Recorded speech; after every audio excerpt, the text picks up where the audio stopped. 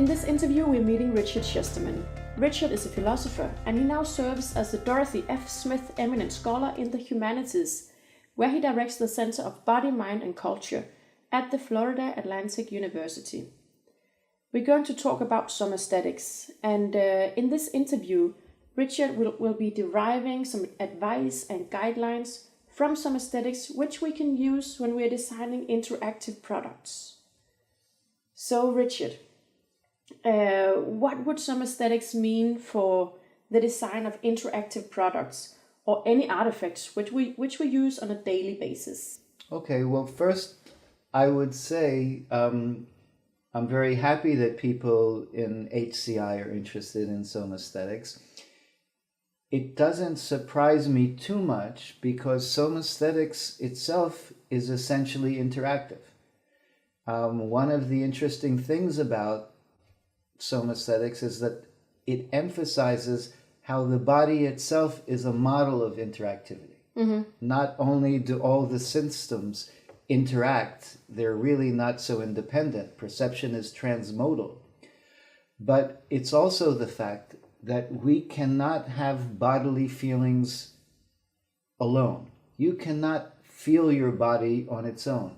You only feel your body in an interactive way with the environment. And we can do a momentary experiment and just see this. You know, close your eyes and just try to feel yourself without feeling anything else. And if you do this with attention, you'll see that to feel yourself, you're feeling the chair that you're sitting on. Mm-hmm. You cannot feel your body alone without interaction with the environment. The chair and the table. And if you're standing, that's that's right. If you're standing, you feel the floor that you're standing on. You feel the pull of gravity. You might not be aware of it, but that's the feeling of weight. Mm-hmm. You feel the air on your skin. So the body itself, the soma is an interactive system internally, but also interactive with the environment. Mm-hmm. You take the air in, you breathe the air out. Your body is semi-permeable. It's interacting all the time with the environment. Yeah. And so I think that's a natural connection. Now, if we want to think of product design, I haven't really given it too much thought, but I don't mind brainstorming in a spontaneous way. And I can think of maybe two examples. Somaesthetics should be distinguished, first of all, before we get into the examples, from something that it might initially, for product designers, be identified with, and that's ergonomics. Mm-hmm. Now, somaesthetics is different from ergonomics because in somaesthetics, we're dealing with a sensitive, dynamic, interactive, changing system, and not simply a bodily structure that's fixed. We are dealing with tendencies, as I explained earlier, that develop differently. There isn't like one model body. There are lots of different kinds of bodies. And even if they're physically the same size, they have different experiential tendencies and motor schemata. And so they may be the same weight and the same height, but they function very differently. Mm-hmm. So somaesthetic design involves in a very central way a respect for the different experience and subjectivity of the user, and the direction I would see interactive somaesthetic design, or somaesthetic design, simpliciter to go, would be to take user experience very seriously and user somatic feeling and experience very seriously, and not just say, well, a person has 5 fingers and we will make our design for 5 fingers. Mm-hmm. Some people have long fingers, some people have short fingers.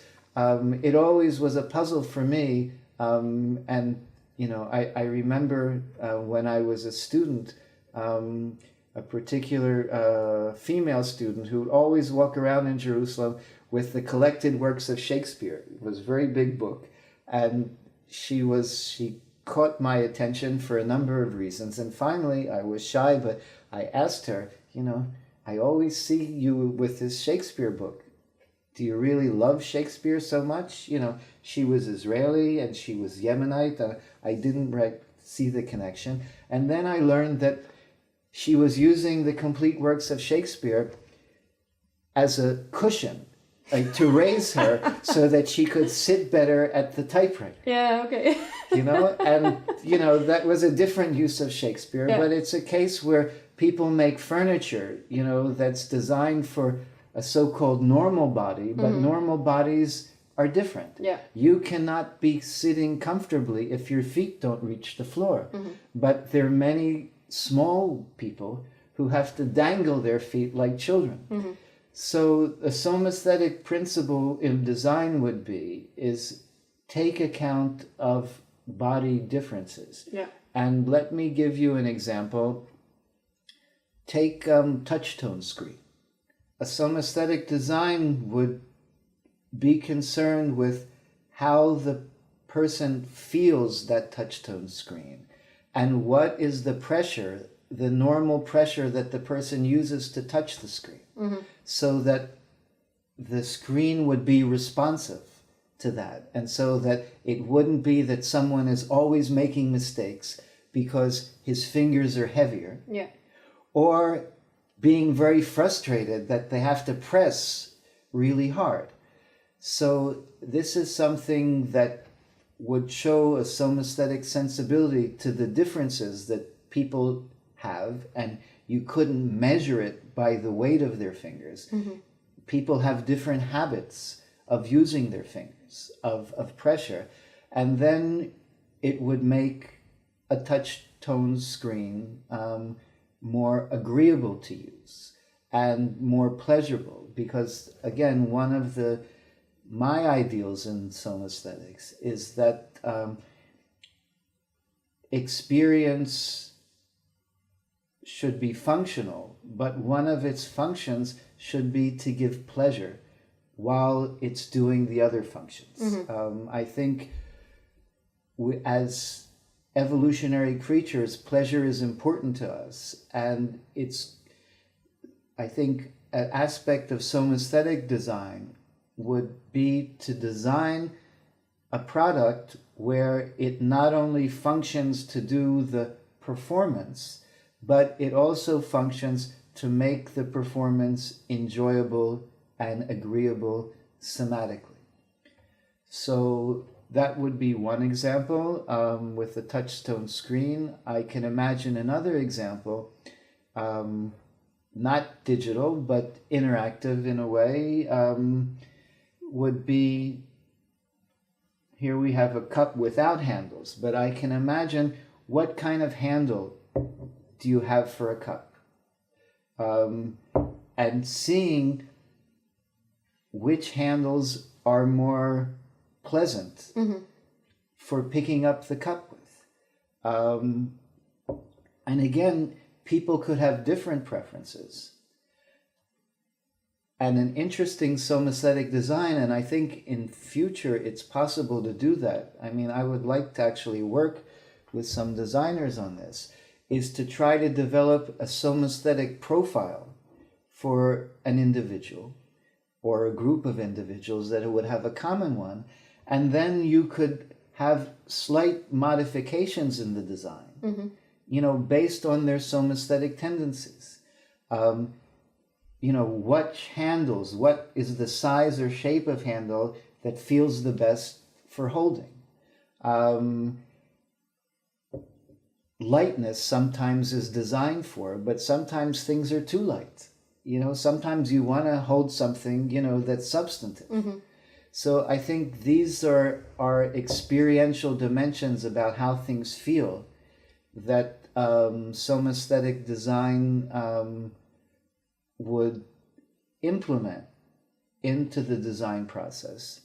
And I think it could be done in two ways. One way is on the side of training designers to make them more conscious of user experience by themselves being users. Mm-hmm. So you cannot design for the user unless you're aware of the feelings of the use as a user. Mm-hmm. So by rendering them more conscious of their somatic feelings in using a product, I think they can be more sensitive in designing it. How could one teach these people this? Well, I think it's, again, I think the basic way is through seminars or exercises in developing body consciousness. Mm-hmm. It's not something that you can do on a purely conceptual way. It's something that you have to do experientially with an instructor. It's like you cannot teach people how to taste wine or distinguish between them without actually tasting the wine. These are forms of practical knowledge that you have to learn through practice. Mm-hmm. And as I said before, it's very hard to introduce that practice unless you put it in a framework so that people will take the time to do it. Yeah. Because everyone thinks they know what feels comfortable. As long as it doesn't feel uncomfortable, it feels comfortable. You know, there are people I know who all the time sit like this because they have like chronic contraction here. And for them, they think they're comfortable like mm-hmm. this. You know, and you tell them to relax and they'll go, okay. You know, because they don't feel the difference. Yeah. And sometimes it takes a while to get them. I've had people on the table where I've held their upper back for 15 minutes until their muscles would finally relax, because this is how they're used to holding themselves. Mm-hmm. So they feel comfortable like this on a certain level, but they're really not comfortable. They're just not aware of it's a level of discomfort that they're used to, but it's not really being as comfortable as they could be. And so I think you need a framework for teaching these sorts of things. Yeah. So that's one way. And you had an idea for... Well, no, I mean, I think, yeah. And the other way is not only to work with the designers, and that's to work with publics. In other words, the individuals who will be the users besides the designers. Yeah. And this, I can give you an example from like architecture, but I think in product design, it's the same sort of thing. People who are progressive in their thinking and in their politics want to encourage input from the population on the design of buildings and on the design of products. You know, if we have democratic principles, we don't want to push or thrust or impose our design on people who don't want it. Mm-hmm. We don't want to make public sculpture that everyone hates, or buildings that might please the architect, but people who live there will suffer. I think it could be similar with people who are progressive in their product design. So if designers want input from the public end users, the only kind of good input, the best kind of input, is informed input.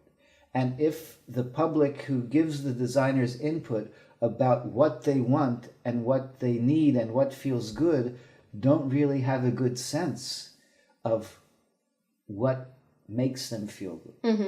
Mm-hmm. Because that is a problem. Yeah, it is a problem. It's a problem in politics. Mm-hmm. You know, we have democracy, but if the people are uninformed, they listen to any kind of propaganda and believe it and vote. And if someone tells them, you know, this touchtone screen is really good, you just have bad fingers, or because that's what most people think. Well, that's right. Yeah, or these shoes really fit. It's just your feet are disformed.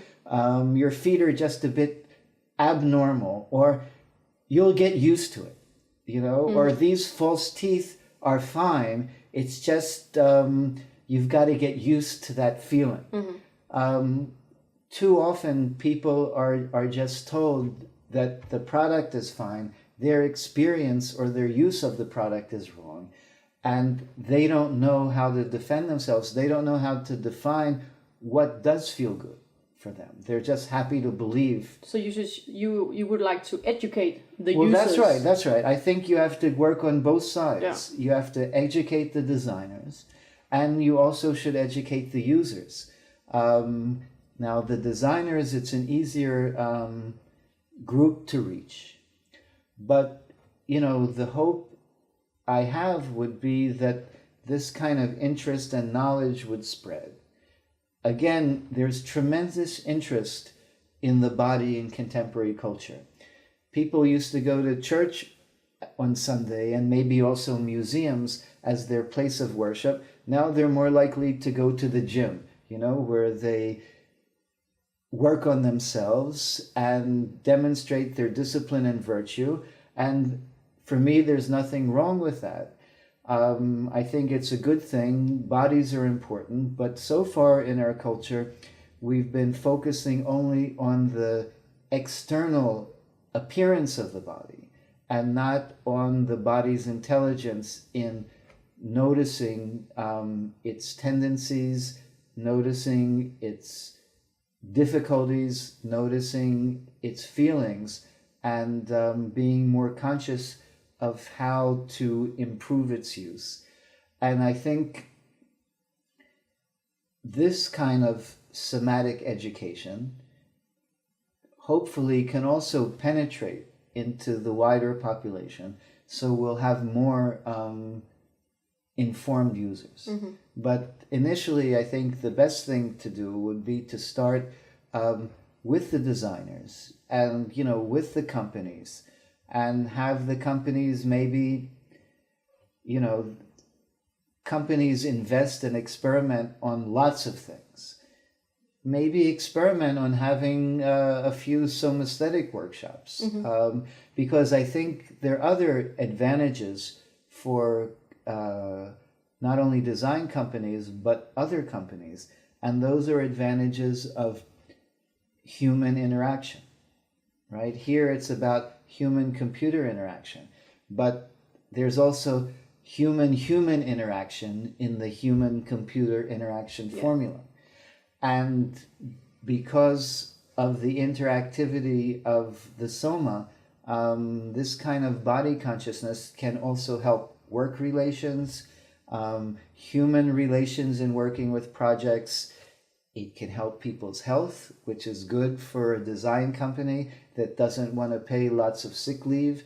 So, I think the value is broader than the actual product design. But, in those two examples that I gave you, it's a case of seeing how the input of how objects feel in their use and the ease of their use that cannot be reduced to engineering, because there's an experiential dimension and there's an individual dimension. Because even if we have the same bodily structure, we have different patterns of use, different habits of use, and different propensities or tendencies of use that can make one thing more comfortable than another. And I guess another thing would be of interactivity in terms of like energy level. I don't know if it's possible, but in terms of the reaction of a touch-tone screen to the weight of people's fingers or pressure, I can imagine that at certain times people have different energy levels. And I can imagine that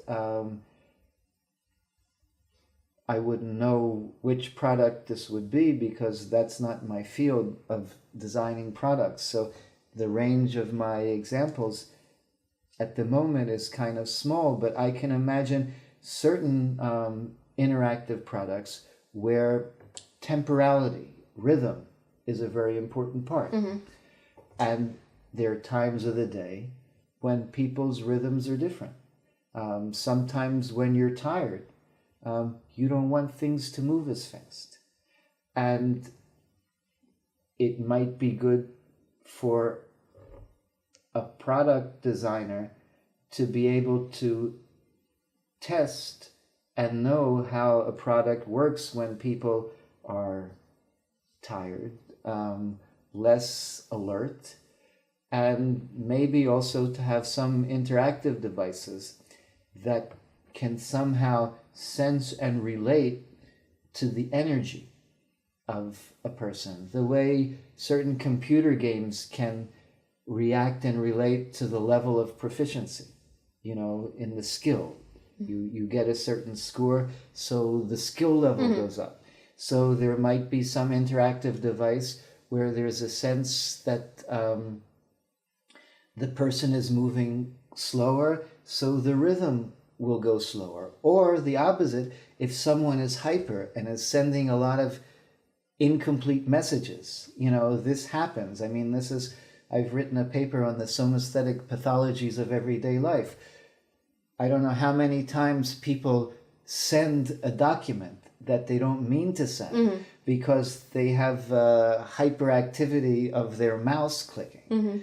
And there could be interactive machines when people are working too quickly, that just say, hey, slow down, or take a deep breath, or to go back to an earlier subject we discussed, you've been at your workstation active for half an hour.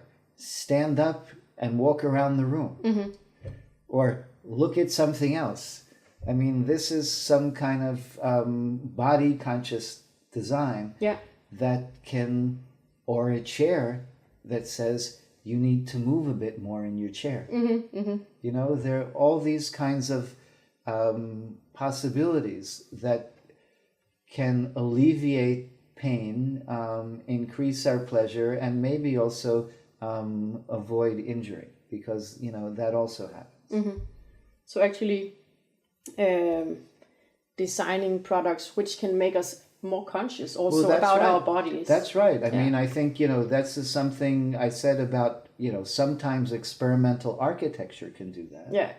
Sometimes architecture, the work of Ando Tadao, the Japanese architect, he does some interesting things with that it's not very disturbing, but he uses a lot of movement from inside space to outside space so that you can recognize and become aware that you're in the inside and then you go to the outside. It heightens body consciousness by exposing the person in his walk to different environments. It makes him not only aware of the body, but aware of the space.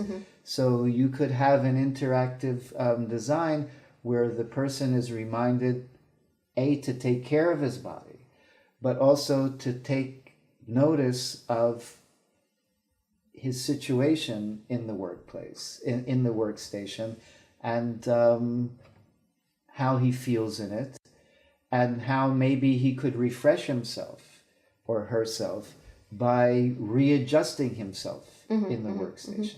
Okay, so this is advice or guidelines which we can derive from Somaesthetics. Would you also say that we can learn about mistakes in interaction design? Yeah, I think one mistake that I would say is fundamental would be to conceive of the senses as separate. So in other words, we can think of a design and think of the visuality abstracting from the haptic sense or the auditory sense.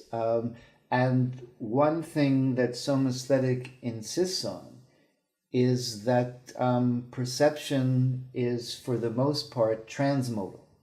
So when we see things, we see them with tactility. So I can look at your scarf and your sweater and feel with my eyes what the softness and the thickness of what you're wearing. Now, if you design only for visuality without seeing that there are tactile dimensions, you're going to miss out on a lot of experience, because in using a computer, you don't just look at it. You know, you touch it. You touch the mouse.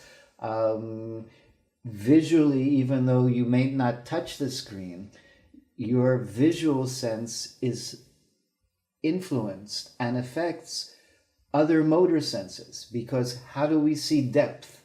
We see depth, but we know what depth is because it implies motion. Yeah.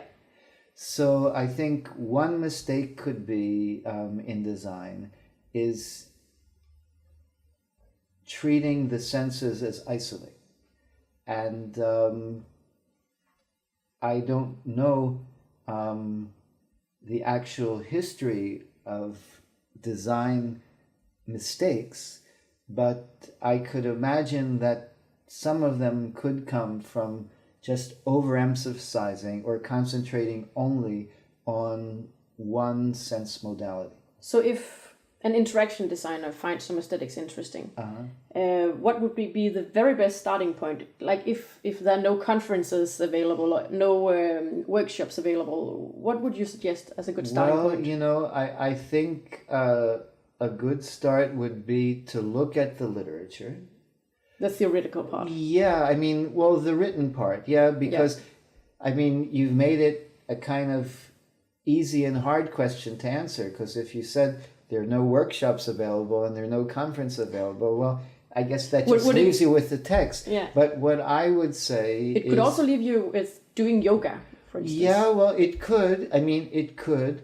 And I think you can do those things, and it's good to do them, but it might not be enough because all of these practices depend on a framework. You can do yoga and it's basically just physical exercise with not much somaesthetic self-awareness. Yeah. It can be getting into a position. I think the idea is not sitting in a lotus. I can give you an example from my Zen master.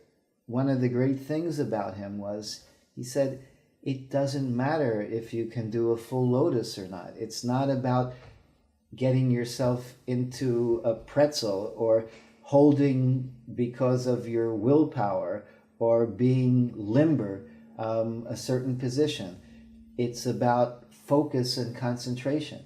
And you don't have to do Zen in a sitting position. That's Zazen. You can do it, and you can sit in different ways. Of course, the lotus position, full lotus, was developed so that people who can do it and are practiced can sit there a long time in a very undistracted way. But the point is doing some kind of physical exercise is good in itself, but it doesn't necessarily give you the heightened body consciousness unless you approach it in the right way. And so if you're lucky and you have a good yoga teacher, that's fine. But it doesn't necessarily mean you're going to get the experience. I would recommend it in any case, but I think I think that's a good start. What would the ideal start be if we also had a workshop and conferences? Well, I think it's good to study the things together, a bit of theory, a bit of practice, and in terms of your particular interest as human-computer interaction, a bit of experimental application. I mean, if I would do a workshop for this kind of audience, so there would be exercises in body awareness, there would be some kinds of mini lectures that come from the experience, and then there would be time and discussion about possible implications, kind of maybe mini projects. I mean, when I've done this with choreographers and dancers, I always left some time to move from the experience and the discussion to have an hour and a half or longer of letting them work with that experience of movement and feeling, and then develop from the movement experience some sort of idea, creative idea.